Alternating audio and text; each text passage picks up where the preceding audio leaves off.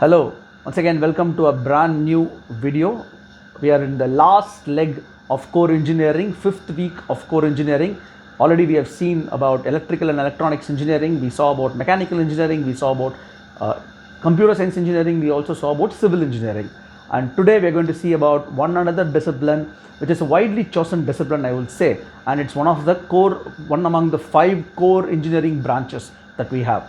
Welcome once again, this is S. Sudarshan representing Right Careers, and in case you have subscribed to my channel, thank you so much, and in case you haven't, do click on www.youtube.com/Right Careers and hit the subscription button. As usual, every Monday at 5 p.m.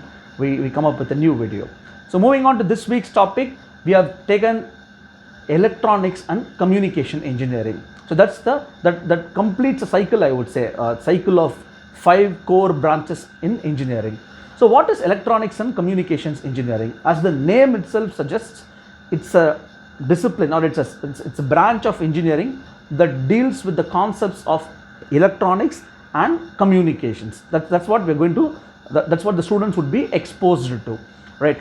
Students will usually be taught in about various electronic devices, circuits, transmitters, receiver, integrated circuits, etc. So it's more of studying about electronic equipments, electronic circuits. It's one of the circuit branch as well, right? It also deals with some basics of analog and digital transmission, which we all are used to in our day-to-day life.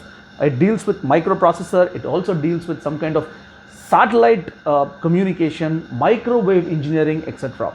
So this is a very short brief of what electronics and communication engineering students would be exposed to. Students definitely get a very deep analysis of electronics and communication under this branch.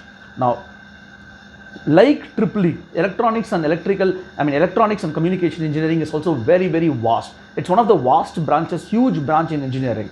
So there are different branches, sub-branches under electronics and communication. We will see one by one, so that in your higher education you can specialize in either of the one, or you can be a generalist also. So the first sub-specialization that comes to my mind when I think of electronic and communication is all about signal processing. Now signal processing is nothing but, it deals with the analysis and also the synthesis and modification of various signals. So that's signal processing. That's one of the discipline under ECE. The second discipline that we can think about, as the name itself suggests, is telecommunication engineering. So that deals with whole lot of telecommunication activities. We know we are in the boom of telecommunication. India is in a disruption, I would say, when it comes to telecommunication as an industry. So you can specialize in telecommunication as a discipline. The third specialization that we can think of is something related to control. It's called control engineering. Now control is nothing but designing the controllers that controls various machines behavior. The behavior of machines is controlled by a controlling device, and the study of that is control engineering. The fourth specialization is definitely a popular one, instrumentation, which is once again a very old specialization under ECE. Instrumentation, it typically deals with measuring device. It's measuring devices for pressure, for flow, temperature, anything to do with measuring of device is instrumentation. So you can be an instrumentation engineer, instrumentation specialist also. The fifth is computer engineers. Again, the integration, it's a beautiful mix, integration of electronics, communication and computer science. So how does it work? What do? They basically, ECE engineers work in computers and develop in both hardware and software. So there's a cross culmination of electronics, computer science and communication engineering. And finally, one great specialization, it's VLSI. We all know, very large, very VLSI design. It's a huge job. It's a popular one, I would say. It's nothing but process of converting thousands and thousands of transistors to a single chip. To converting of large chips, millions and millions of chips into one single chip is VLSI, right? So these are the 6 specializations that we can think of when it comes to electronics and communication engineering. As always, top institutes, if you ask me, all IITs, NITs, all the top institutes, all universities will have this course. It's one of the oldest branch. Therefore, all institutes will have. What are the career prospects for an electronics and communication engineer? Definitely, once you are an ECE graduate, you can you're the first industry of preference that will come to you will be telecom industry. So telecom industries recruit you big time. Civil aviation industries recruit you big time, and obviously government agencies like DRDO, ISRO, they recruit a lot of civil electronics and communication engineers. Obviously defense, it's used in all transmission related things. So defense, all India radios, television industry, railways, metro, software, hardware. So numerous amount of industries are definitely will consider recruiting electronics and communication engineering for their work. And some of the core companies, there are also some core companies other than the software companies which will come and recruit you. Some of the examples we can see, Bajaj is an example, Bajaj Electricals, and then you have Siemens, you have Crompton Greaves, you will have Havels, you will have companies like BHEL, it's a government company, you have Kirloskar, ABB, Honeywell, Schneider Electric. So I can go on mentioning about the list of core companies that usually visit Indian colleges, Indian universities and Indian engineering colleges to recruit electronics and communication engineering. As always, the pros and cons of electronics and communication engineering. We'll start with pros. I mean, once you are an electronics and communication engineer, it opens up whole variety of industries to work with. We just saw, you can work in communication industry, you can work in telecom, you can work in government offices, you can work in various private companies, IT, etc. So it opens up a different avenues of industries to work with.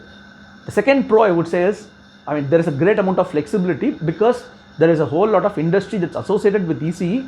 You can always shift your industry. You need not restrict yourself only to core. You can also move from core to engineering in case you feel that you want to contribute more into IT. You can shift to IT. You can shift to railways. You can shift to various industries. So that flexibility is definitely there. And trust me, there's ample amount of opportunity that's there in private as well as in to some extent in government also. So there is good amount of demand always for this branch. As always, some of the cons of studying ECE. See, first of all, you need to visualize a lot if you're going to be, a student of ECE. Now, first of all, the etiquette is you need to be very strong at physics and mathematics. This is a core physics subject. So if you're very strong in physics, go ahead with ECE. If you're not, don't even touch this branch. Now, you need to visualize a lot. That's what I told earlier. So by visualizing, what we mean, an example is you will study a lot about signals, but in reality you will not even see what signal is in your eyes. So which means you have to visualize and study. So that's something which you have to really think. The second is only the interested students, trust me, only the interested students in this branch will find it livelier. For all others it will be a boring branch, but interested students, it's definitely a livelier branch. Third drawback I would say is the scope of work in core engineering, core companies is very less. It's relatively less. Now I would not say very less, it's relatively less when you compare with an IT or some other industry. So the core number of core companies is relatively small. The scope of work in core companies are also little bit small when you compare with other branches of engineering. These are some of the cons that I can think of. Now coming to the final conclusion or verdict, we have been talking about 5 branches of engineering, core engineering. We will talk about the remaining branches like marine, aviation at some point in time. But with this, I would like to conclude the theme for the month, that is core engineering month of November. But my bottom line conclusion is, see, engineering, if you ask me, it's a large river. It's like a large river, right? Now with large river, there may be small streams, tributaries, right? For any river, there will be stream. Now every branch that we mentioned for the last 5 weeks is an important stream, or rather it's a stream and an important stream. Now these streams will make up a large river, all right? So whatever branch you choose among these 5 that we have discussed, make sure you learn the basics of other branches also. For example, if you are a communication engineer, if you have chosen ECE, make sure you learn a little bit about programming, make sure you learn a little bit about electrical, so that you can apply those concepts in whatever profession that you choose, whatever industry that you choose. So the bottom line is, don't restrict yourself to one domain. You will have an opportunity to study about every engineering branches in the first year of your engineering. Do give focus and then get to master it so that it becomes very easy. Now in case you have any clarifications regarding what branch to choose, whether I am fit enough to be an engineer, do ping us in all the communication that we have given. We will be in a position to help you out by analyzing you, by telling whether you are good enough to be an engineer, if you are good enough to be an engineer, which stream of engineering you are good at. Hope you enjoy watching this video. Thank you very much for all the feedbacks as usual, and in case you have any clarifications, do ping. And with the next altogether new avatar, I would say yes, we might relaunch Right Careers in a big way next week onwards, and with a new avatar, we should see you next Monday 5 p.m. IST. Thank you so much. Till then, take care. Thank you.